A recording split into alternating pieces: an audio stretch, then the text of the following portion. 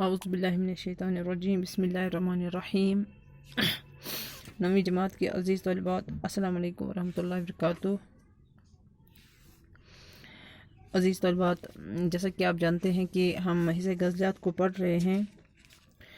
تو ہماری جو یعنی کہ کل ہم نے تبصرہ کیا تھا مولانا الطاف حسین حالی کی جو نظم ہے آپ کے نصاب میں،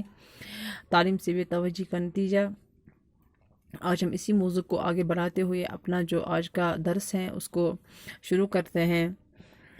دوسرا بند جو ہے اس نظم کا، نہ چلتے ہیں واہ کام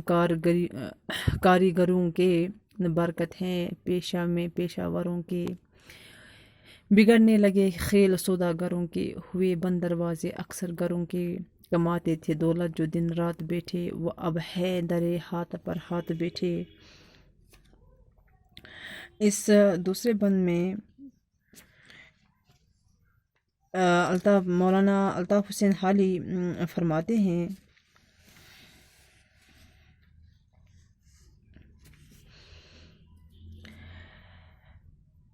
جیسے کہ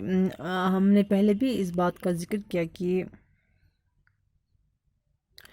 کہ اس میں مولانا الطاف حسین حالی نے ان لوگوں کو وضع کیا ہے جو خاص طور پر تعلیم سے دوری اختیار کر رہے ہیں، یا جو کہ تعلیم سے بے توجہی برتتے ہیں۔ اس بند میں بھی مولانا الطاف حسین حالی نے تعلیم کی طرف خاص توجہ نہ دی گئی، یعنی کہ اسی پر پھر سے بحث کرتے ہیں کہ اور یہ کہتے ہیں کہ لوگ جو ہے وہ اسی لیے ناخواندہ رہ گئے کیونکہ انہوں نے تعلیم کی طرف خاص توجہ نہ دی۔ اس ناخواندگی کے سبب کاریگروں کے جو کام ہیں نہیں چلتے ہیں، نہ برکت ہیں پیشہ میں پیشہ وروں کے، پیشہ وروں کے کام میں بھی برکت نہ رہی، بگڑنے لگے کھیل سوداگروں کے، اور سوداگر بھی مطمئن نہیں ہیں، ہوئے بند دروازے اکثر گھروں کے، غربت اور افلاس سے گھر تباہ ہو گئے، جو لوگ گھروں میں بیٹھ کر آرام سے کماتے تھے وہ بھی بیکار ہو گئے۔ تو یہاں پہ مولانا الطاف حسین حالی نے اپنی اس نظم میں ان لوگوں کو وضع کیا ہے جو فرمایا ہے کہ پیشہ وروں کے بھی پیشہ میں برکت نہ رہی ہے، یعنی جو کاریگر تھے ان کا جو ہنر ہے وہ بھی بیکار ہو کے رہ گیا، اسی طرح سے جو سوداگر ہے ان کے کھیل بھی تماشا بن کے رہ گئے،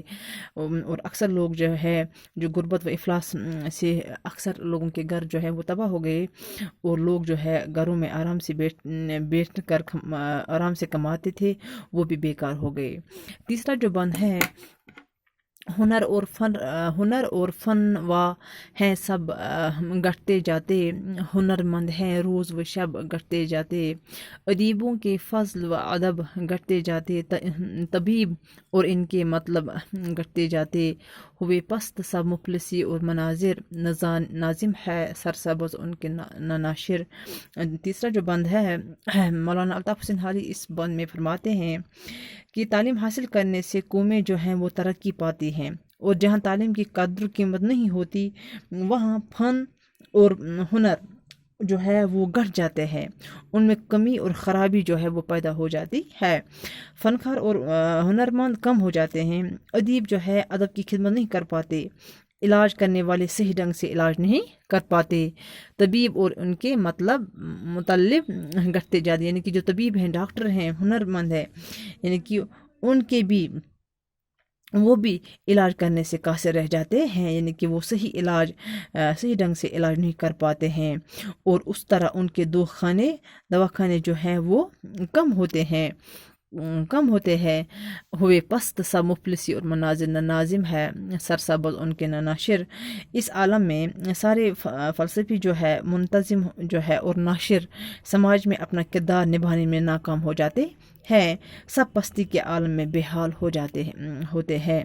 تو مولانا الطاف حسین حالی تیسرے بند میں بھی اپنی اس نظم کے تیسرے بند میں بھی ان قوموں کا ذکر کرتے ہیں، ان ہنرمندوں کا ذکر کرتے ہیں جو دن رات عوام کی سیوا کرنے میں قاصر تھے، جو دن رات عوام کی سیوا کرنے میں آگے ہوتے تھے، لیکن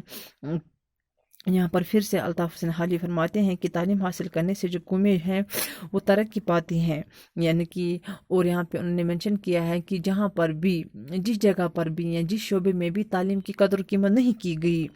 वहाँ पर वो फ़न या वो हुनर जो है वो घट जाते हैं, यानी कि उन इंसानों में, उन समाजों में जो है वहाँ पे खराबी पैदा हो जाती हैं। और अगर कोई फ़नकार भी होगा, अगर कोई हुनरमंद भी होगा, तो वो फ़नकार या वो हुनरमंद अपने उस पेशे से हाथ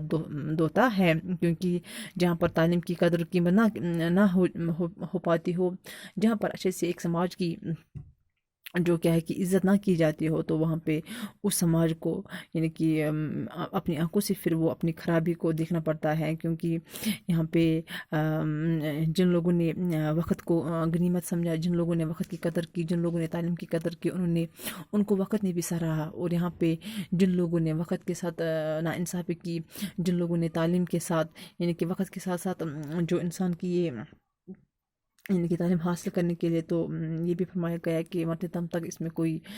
कबाहत नहीं है कि हम किसी भी एज पे इसको हासिल कर सकते हैं। तो यहाँ पे क्या है कि मौलाना अल्ताफ़ हुसैन हाली ने उन सब हुनरमंद फ़नकारों के लिए भी यहाँ पे वज़ह कर दिया है कि जो अदीब, जो फ़नकार, जो तबीब अपने हुनर में आगे आगे थे, उन्होंने भी हाथ धोआ, यानी कि उनके दवा खाने चाहे हो या इलाज करने वाले, वो भी अब सही ढंग से इलाज नहीं करते हैं, या फ़नकार जो है वो अपने फ़न में अब महारत नहीं हासिल कर पाते। वो इसी वजह से कि उन्होंने तालीम से बेतवज्जा बरती है। अब जो पांचवा चौथा बंद है, अगर एक पहनने को टोपी बनाए तो कपड़ा वो एक और दुनिया से लाए, जो सीने को वो एक सुई मंगाए तो मशरिक से मगरिब में लेने को जाए, हर एक शय में गैरों के मोहताज है वो, मैकनिकें की रव से ताजदार है वो। तो इस बंद में, चौथे बंद में, हाँ, फिर से मौलाना अल्ताफ़ हुसैन हाली तालीम की तरफ तवज्जो न देने के सबब कोई भी समाज या अफराद मोहताज जो है वो रहते हैं। वो हर शय के लिए दूसरों के मोहताज होते हैं। मसलन यानी कि शायर मिसाल देकर समझाते हैं कि ऐसे लोगों को अगर एक टोपी तैयार करनी पड़े तो उन्हें कपड़ा कहीं और से, यानी कि सुई कहीं और से लानी पड़ेगी। यही तो एक मामूली शय है जिसके लिए उन्हें दर दर की खाक छाननी पड़ेगी। मशीनी इल्म रखने वाले जो है वो तरक्की कर गए और तालीम में इनसे पीछे रह गए, वो इनके सब मोहताज बनकर रह गए। तो इस बंद में भी मौलाना अल्ताफ़ हुसैन हाली ने तालीम की तरफ तवज्जो न देने के सबब कोई भी समाज या अफराद जो है वो मोहताज रहते हैं, उसी बात को वजह किया है। वो ये भी फरमाते हैं कि वो हर शय के लिए दूसरों के मोहताज होते हैं। जैसे उन्होंने मिसाल दी है यहाँ पे कि अगर एक टोपी बनानी होगी, अगर एक टोपी तैयार करनी पड़ेगी तो एक इंसान को उसके लिए पहले कपड़ा चाहिए, तो वो सुई कहीं और से लाता है, यानी कि उसे की फिर दर दर की ठोकरियाँ खानी पड़ती हैं। वो इसी वजह से कि उन्होंने तालीम से बेरगबती इख्तियार की हुई होती है। और आजकल जो वहाँ पे जगह ली है वो मशीनी इल्म रखने वाले लोगों ने ली है, क्योंकि वो तरक्की कर गए और जो ये अनपढ़ लोग थे वो इनके पीछे रह गए, और तालीम में भी वो इनके पीछे रह गए, और इसका सबब ये हुआ कि वो ज़िंदगी भर इनके मोहताज बनकर रह गए।